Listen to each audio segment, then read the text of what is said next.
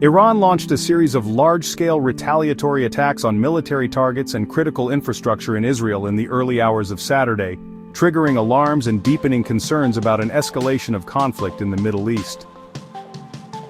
The attacks are reported as a direct response to the alleged Israeli strike on Iran's nuclear facility in Natanz earlier this week. The Israeli Defense Forces, or IDF, confirmed that dozens of ballistic missiles and kamikaze drones were launched from Iranian territory, with the majority successfully intercepted by the Iron Dome and Israeli Arrow air defense systems.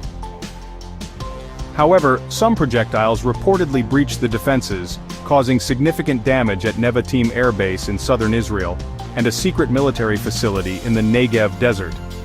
Early reports also mentioned minor damage to civilian infrastructure near the city of Dimona. "We have faced an unprecedented attack from Iranian territory," said IDF spokesperson Rear Admiral Daniel Hagari during an emergency press conference. "Our defense systems have operated with exceptional efficiency, but we are assessing the full impact of the attacks that got through. Israel will respond to this aggression with full force and at the appropriate time." Meanwhile, the Islamic Revolutionary Guard Corps, or IRGC, issued a statement claiming responsibility for the attack, describing it as a fair and proportionate response to Zionist aggression. The IRGC spokesperson, Brigadier General Ramazan Sharif, stated that the operation aimed to destroy the enemy's military capacity and served as a stern warning that any attack on Iran's sovereignty would be met with even greater force.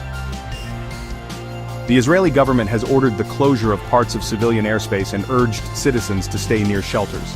The sound of sirens wailed across various cities nationwide, sparking panic and uncertainty. Israeli Prime Minister Benjamin Netanyahu is scheduled to hold an emergency meeting with his security cabinet to discuss the next steps. The international community reacted swiftly to these developments.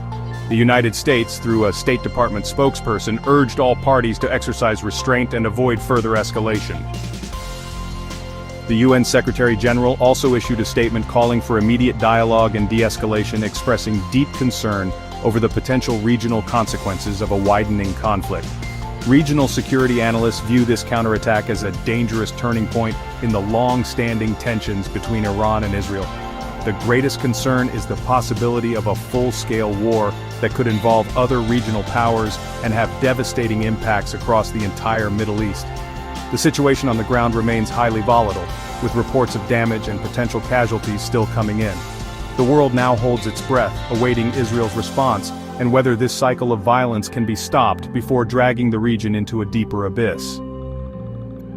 Tensions in the Middle East have reached a new boiling point after Iran launched a massive missile and drone attack on Israel from Friday night into Saturday morning, as retaliation for Israel's strikes targeting Iranian nuclear and military facilities, which killed several military commanders and nuclear scientists. Warning sirens blazed across Israel, including in major cities like Tel Aviv and Jerusalem, as a barrage of Iranian missiles struck the area.